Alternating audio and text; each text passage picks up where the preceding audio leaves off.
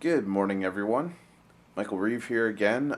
Still working on Terminator project, the costume that I showed earlier, using the prosthetic that covered my face with the cyborg eye revealed, as well as the M134 Vulcan minigun, which is right over there. I'll go into more details on how I built this thing at a later time, but for now we're going to focus on a new project. In the Terminator 2 movie, Arnold, or Uncle Bob as he was called in the film, has an exposed cybernetic chest, and I'm going to try to recreate that in progress right now. And the whole thing about all the prosthetics and costume work that I do is that it's very low tech, very cheap, but still very effective, and has a really neat effect that impresses most. So let's see what we got going on here. So here's a picture that I was working off of in designing the chest piece. So what I did was I cut a piece of cardboard, preferably one that has like a smooth side that was printed on, so you got that very smooth metal look when you're done painting it. So if you got any packaging material and whatnot that you can use that has a very smooth side like this, go for that. If not, you may want to use a primer on the other side so that you got more of a sheen and the paint won't just soak into the cardboard and you get a very dull look. So I've already gone as far as to design the chest plate. It's actually this orientation here. I ended up cutting 3 pieces separately. I'm going to try to get it against the light here so you can see better. So there's this piece, the center piece, and the opposite piece that I cut separately. And using my knife here, I cut all the lines. I try to cut a thin line around it so that when I glue it to another piece of cardboard as the undersurface, you got that three-dimensional raised surface look that you do in the image, which, let's see if I can zoom in there, and you can see the other images I've been working on there. So once that's all done, what I'm going to do is paint that now with silver paint. It's best to use a model, like a modeling acrylic silver paint or enamel paint. It looks better. It lasts longer. Yeah, than your cheapo deco art kind of paints. I mean, you can go for it if you want. I mean, I'm not going to stop you. You'll still get a neat silver look, or you can spray it. But the problem with spraying it is it might fill in the cracks and crevices, so you don't have that detailed look.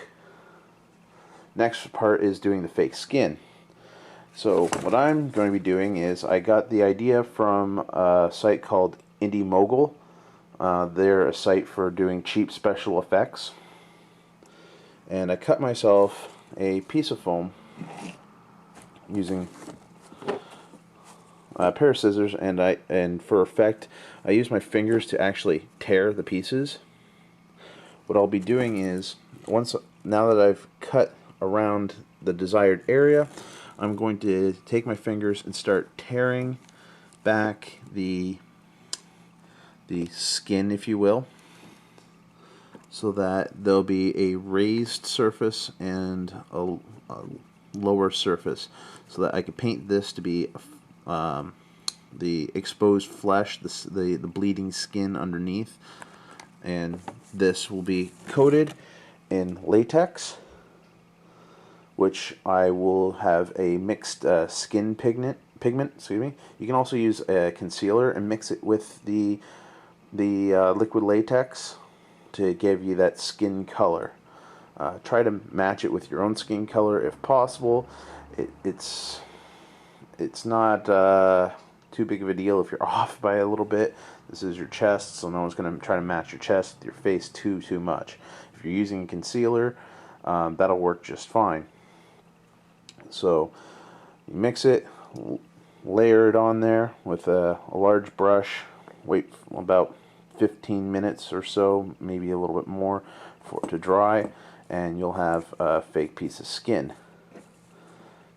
And we'll see when that's done. I'll post more video about that when I'm done that process. Okay, well, there was a slight issue with working with the foam latex idea I had. The problem was that with just the foam in itself, because it was very porous, when I applied the latex, it didn't fill in the porous texture very well to have it smooth and have skin texture. So for those out there that want to try what I was doing, I highly suggest, if you're going to use foam, which does work, get it as thin as possible and as less porous as possible. Get it as smooth as possible. I suppose you can use like camping foam, like the stuff that you use for, you know, putting under your sleeping mattress or whatnot, or sleeping bag. So here's what I did to rectify the mistake, so I didn't have to waste the materials that I used. What I did here was I took just some kitchen paper towel and laid a layer over top of the foam with it, and then went over it again with the painted latex. As you can see, it's pretty close to skin color. It's a little darker, I suppose, but pretty good. Then I painted the inside tears with again some acrylic paint, and it's still pretty soft and squishy. So it does feel kind of like flesh.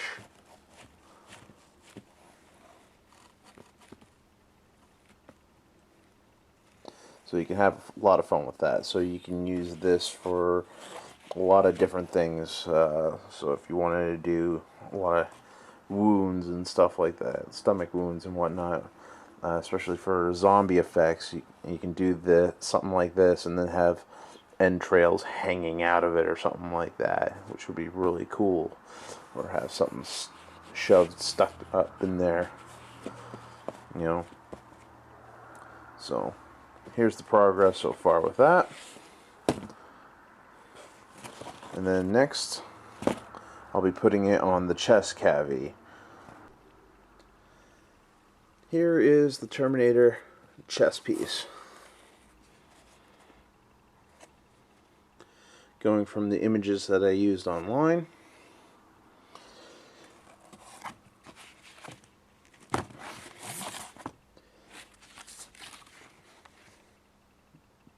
Pretty good. All I have to do is hot glue that on there. And I have my open Terminator chest wound. You can either... So what you can do with this here is you can either tape it to the actor, to their actual stomach, and then get a t-shirt and cut a hole to reveal this. You should also make sure that the tears aren't too big, where you're going to reveal the edges. If you're worried about that, then make your edges bigger. So I'm not going to put too many tears into this, because I will be moving around, but not a lot.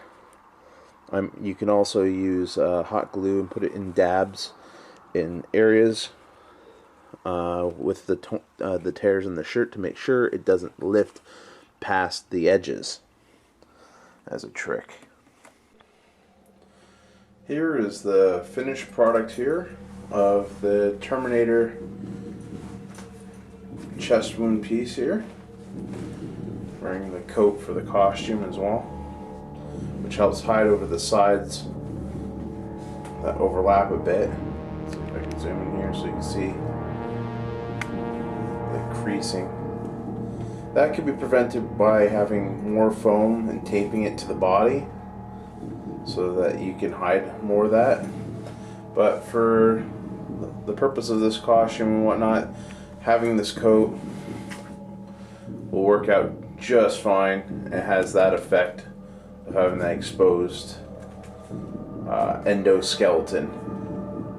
As you can see, the flesh is actually matched not too bad with my own. So I added a few more things of paint here, some splatters of blood and rubbings and whatnot. Some stains. So it wouldn't be all completely clean. So all it's missing is the prosthetic over my face, the minigun, and that would look pretty much complete. I'm going to see if within the time that I've got, because I've got to do this with next 5 days, I'm going to make a bandolier of grenade launcher shells. See if I can get that going. If not, no big deal. I'm pretty sure everyone's going to be impressed with what I got here. There's my reference photo for when I'm doing the painting and applying the prosthetic.